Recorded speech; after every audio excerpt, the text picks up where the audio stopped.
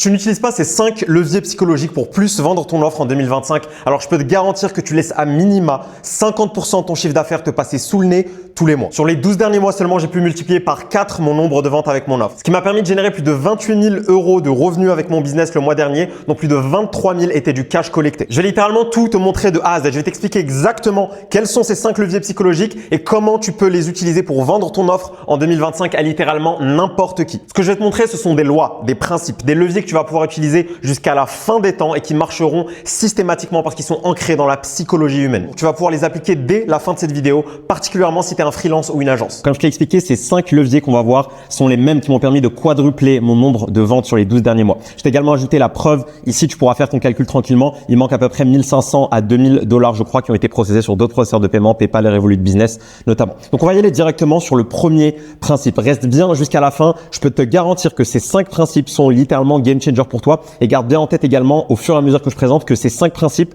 sont liés entre eux. C'est-à-dire qu'il y a une synergie, une symbiose entre chacune de ces lois, chacun de ces principes. Donc, reste bien concentré jusqu'à la fin. Donc, la loi numéro 1. Le prospect ne s'intéresse qu'à lui-même. Il en a absolument rien à faire de ton service, de ce que tu as accompli, de tes résultats clients, pas vraiment de tes résultats clients. On va voir ça plus tard. L'idée ici, c'est que tu as envie de lui vendre la destination désirée systématiquement. Donc, voilà une formule que tu dois appliquer littéralement obligatoirement à chaque fois que tu as envie de créer une offre. Je fais X pour que tu obtiennes Y. À chaque fois, essaye de faire en sorte que ce soit quantifié le plus spécifique possible et que ça s'adresse à un avatar client bien spécifique.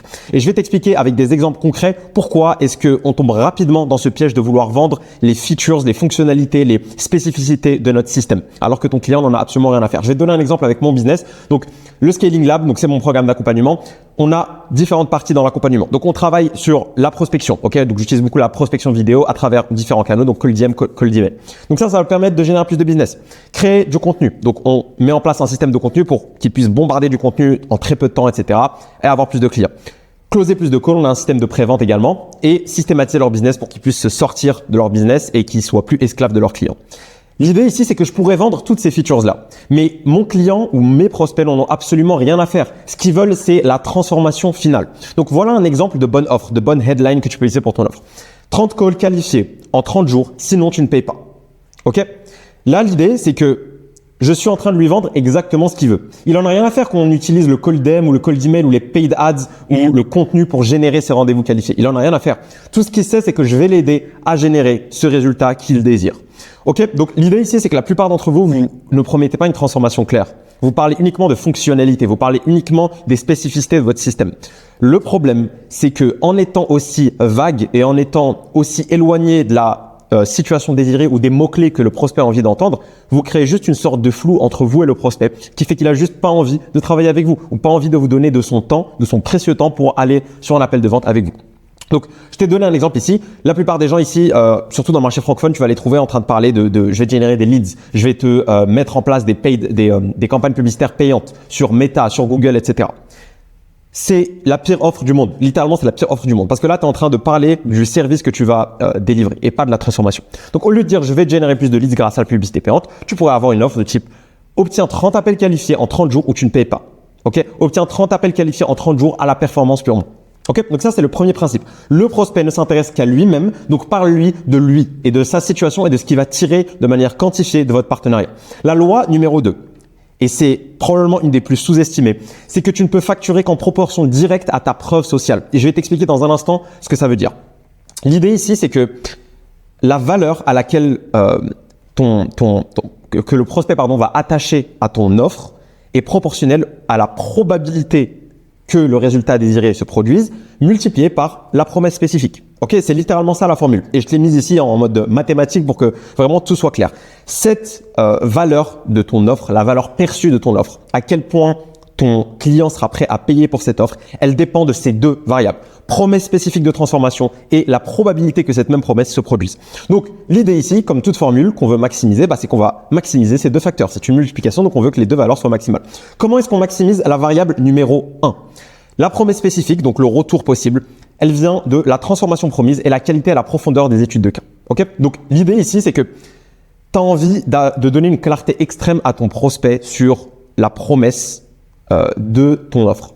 L'idée, c'est que il va faire lui un calcul de ROI dans sa tête. Il va se dire, OK, 30 rendez-vous qualifiés, ça me fait, je sais pas, 5 closings, donc 5 clients qui valent chacun 5 000 balles, donc ça me fait 25 000 balles, etc.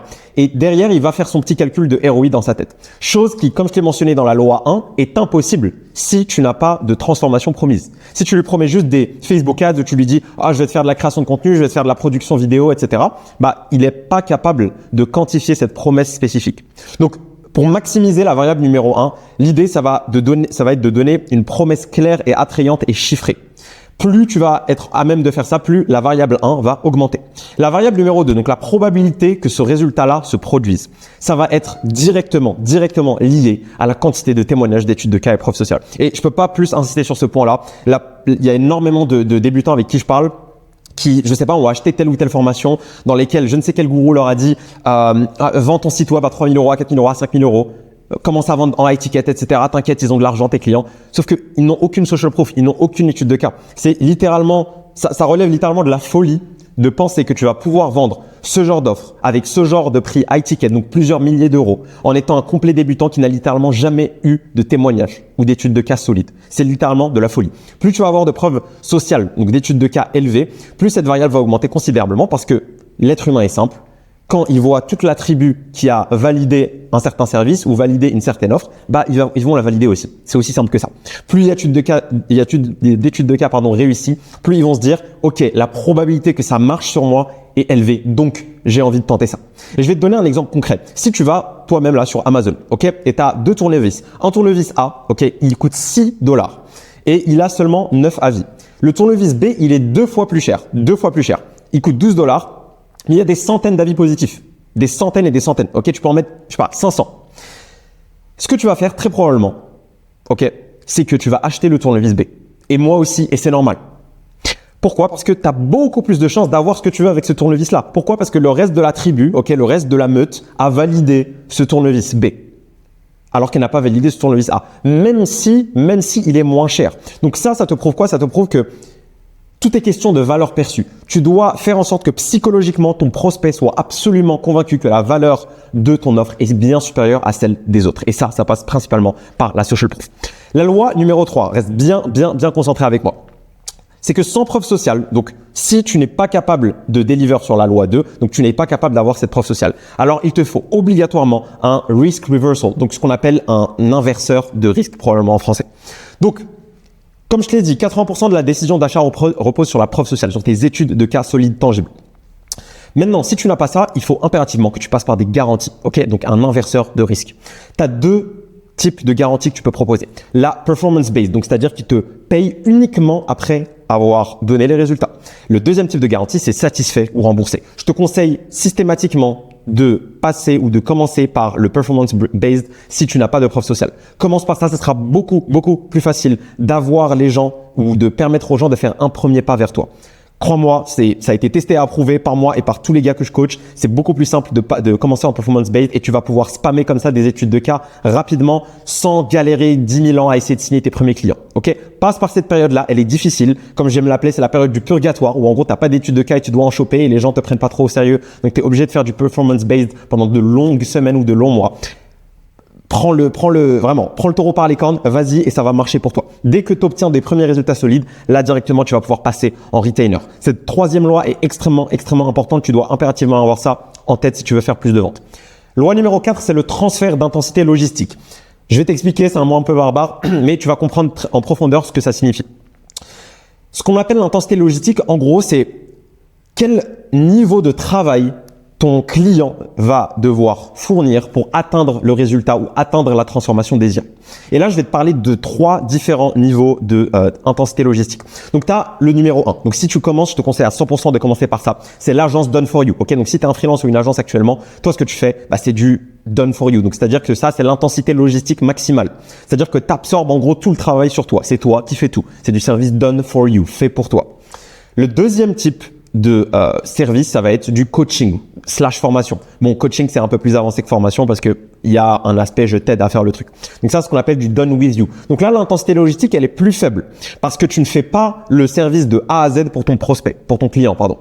Tu vas l'aider à le faire, tu vas le coacher pour le faire. Donc, tu auras probablement des appels de groupe, etc. Le niveau numéro 3, c'est le software ou la formation. Donc là, c'est le minimum d'intensité logistique, c'est-à-dire que tu vends le truc et la personne se débrouille. Ok? Évidemment, tu as bien compris que l'idée ici, c'est que chacun de ces stades-là a ses avantages et ses inconvénients.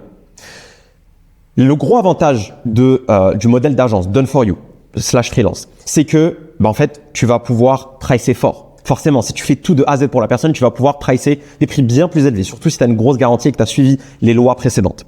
Maintenant, le problème, c'est que quand tu auras beaucoup de clients, comme je t'ai mis ici, ça va devenir littéralement invivable. Ça va devenir littéralement invivable. L'avantage avec le coaching, c'est que tu peux avoir beaucoup plus de clients, tu peux scaler à peut-être 20-30 clients. Tu vas avoir un travail modéré, mais derrière, c'est un peu plus difficile de pricer en high ticket. C'est pour ça qu'on a besoin d'avoir un maximum d'études de cas pour, si tu veux, apporter de la légitimité à notre prix, même s'il est très élevé. Et le dernier niveau, c'est le software, ok, ou le SaaS. Intensité logistique minimale. Et là, tu peux avoir des clients littéralement à l'infini. Et d'ailleurs, au passage, c'est pour ça que tu vois les grosses boîtes, les boîtes qui font des milliards, etc. C'est pas des agences, ok. Je dis pas qu'il n'y a pas d'agences qui font des milliards, mais il y en a beaucoup plus qui sont dans ce modèle de software. C'est normal parce que ça scale à l'infini. Littéralement, le software, il a été fait une fois. Évidemment, il y a de la maintenance, il y a des développeurs, etc. derrière, mais le scaling est littéralement infini. Et c'est pour ça qu'elles peuvent valoir littéralement des milliards. Le modèle d'agence, le modèle de freelance, c'est très bien pour commencer et commencer à faire ses premières dizaines de milliers d'euros et surtout acquérir tous ces skills-là. Ok? Mais derrière, tu vas vouloir transitionner sur ces différents niveaux d'intensité logistique. C'est très important que tu aies ça en tête quand tu as envie de vendre parce que psychologiquement, ton prospect est conscient de ça. Plus tu augmentes ta charge logistique, plus tu vas gagner d'argent par client, mais tu peux scaler moins. Ok? C'est ça le problème. Tu peux pas avoir 40 clients d'agence Done for You. Tu peux pas. Ça va être littéralement un enfer. Ok? Et si tu veux manager autant de clients, tu vas devoir recruter, etc. Donc, tes marges vont baisser. C'est pas quelque chose que tu as envie d'avoir. Donc, et en tête cet ordre de difficulté à scaler. Ok? Donc, agence, plus difficile à scaler qu'un coaching, plus difficile à scaler qu'une formation / un software. Ok? Et c'est exactement l'inverse pour le pricing. Ok? Tu peux pricer beaucoup plus en agence, un peu moins en coaching, un peu moins en software / formation. Donc, aie bien en tête ce principe-là, cette loi du transfert d'intensité logistique. Plus tu transfères de l'intensité logistique du client vers toi, plus tu vas pouvoir pricer très très fort et vendre beaucoup plus ton offre. La loi numéro 5 et c'est la dernière des lois que je vais te présenter dans cette vidéo, c'est le transfert de la variabilité financière. Donc, je vais t'expliquer ce que ça veut dire. Encore une fois, garde bien en tête que toutes ces lois-là sont intimement liées entre elles, que tu dois les avoir comme une sorte de microcosme de principes qui sont toujours en synergie entre eux. Donc, tu vas avoir deux modèles là-dessus. Tu vas avoir le retainer, donc l'abonnement, c'est-à-dire par exemple, paye 2000 € par mois pour mes Facebook Ads, ok? Et tu vas avoir le deuxième modèle qui va être le performance-based, donc encore une fois, des revenus variables qui dépendent de la performance. J'ai envie d'insister sur ce point-là qui est extrêmement important pour que tu comprennes la psychologie de ton client. C'est que le performance-based, il va te paraître très séduisant au début. Et pour cause, il l'est. Parce que ton client n'a littéralement aucun risque. Et tu vas commencer à avoir des success stories. Typiquement, par exemple, un client avec lequel tu as pris 10% de commission et tu lui as fait 100K de revenus.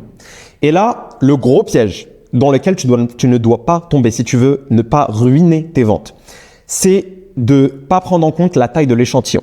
Souvent, on va être biaisé par un gros succès, un gros client qui nous a permis d'avoir de grosses marges, de grosses commissions. Le problème ici, c'est que tu vas partir du principe que tous tes autres clients sont comme ça et tu vas ignorer tous les autres clients pour qui ça n'a pas pu performer. Le problème, c'est que le gros client pour lequel tu as pris 10% sur tes 100K de revenus, ok, tu t'es fait 10K, tu es hyper content, etc. Mais tu vas oublier en fait les 9 autres clients qui eux ne réussissent pas. Et c'est pas forcément ta faute et c'est un point sur lequel j'ai envie d'insister. Tu vas avoir un risque énorme sur ces clients-là parce que la plupart sont pas bons. Et c'est un point assez controversé, mais la plupart des clients ou la plupart des business avec lesquels tu vas travailler, ils sont pas bons. La plupart des entrepreneurs sont mauvais. 9 business sur 10 sont mauvais. Ils vont pas faire le taf que tu vas leur demander de faire. Ils ont un business déjà de base qui est pas bon. Ils ont une offre de base qui est totalement éclatée, qui est totalement incompatible ou obsolète dans le marché actuel. Ils vont avoir tous ces problèmes-là et toi derrière, vu que tu as une offre généralement done for you, donc tu vas absorber tout ce travail-là et tu vas essayer de leur garantir ce résultat, derrière, en fait, tu vas en payer le prix si tu travailles à la performance. Et ça sera indépendamment de tout ton travail, indépendamment de toi, tes compétences. C'est juste qu'ils ont un business nul. Et ça m'est arrivé énormément de fois, notamment dans mon agence aux US, où le client, en fait, a juste une offre nulle. C'est-à-dire que le marché ne veut pas de ce qu'il vend. Le marché est littéralement insensible à ce qu'il vend, mais lui, en fait, il est ultra têtu et il a envie de pousser un truc que les gens ne veulent pas. Et c'est de ça en fait dont j'ai envie de te prévenir. Ne te base pas sur la performance sur le long terme. Utilise ce pricing à la performance based pour choper tes premiers clients rapidement, ok, et avoir des études de cas bien solides. Mais derrière, pivotent directement dans ce qu'on appelle un retainer, donc un abonnement par mois, un service récurrent. C'est très important que tu fasses ce pivot-là parce que sinon, tu vas avoir des revenus qui vont dépendre de la qualité du business de tes clients. Et c'est littéralement la pire chose qui puisse t'arriver parce que tu vas avoir des trucs en dents de scie et voire même pire qu'en dents de scie, en fait, tu vas avoir des sortes de pics soudains comme ça, tu vois. Tu vas avoir le client là que je t'ai mentionné où tu vas faire 10 cas d'un coup et en fait rien avec tous les autres clients et après des pics comme ça de temps en temps. Ne te mets pas dans cette situation. Démarre performance-based de 0 à 10K ou 15K par mois. Dès que tu as récupéré ces premières études de cas et tu as prouvé ton système de A à Z, là derrière tu passes en retainer. Tu vas pouvoir vendre beaucoup plus facilement et tu vas pouvoir scaler de manière beaucoup plus saine. C'est exactement ce que j'ai mis en place pour mon propre business et c'est comme ça que j'ai pu avoir de la stabilité dans mon business. Donc voilà pour ces 5 lois. Comme je t'ai mentionné, ces 5 lois marchent en cohérence et ensemble elles vont te permettre de littéralement doubler au grand minimum, doubler tes ventes. Passe à l'action comme d'habitude. J'espère que cette vidéo t'a été utile. Tu as tous mes liens en bio si tu veux travailler avec moi en one-to-one sur les 6 prochains mois pour aller chercher les 20K par mois. Si t'es pas qualifié ou t'as pas envie de te faire accompagner ou que t'es encore très débutant, tu peux aller également sur ma communauté gratuite où tu trouveras énormément de valeur. Il y a une formation de plus de $10 000 de valeur totalement gratuite là-dessus et je te dis à la prochaine.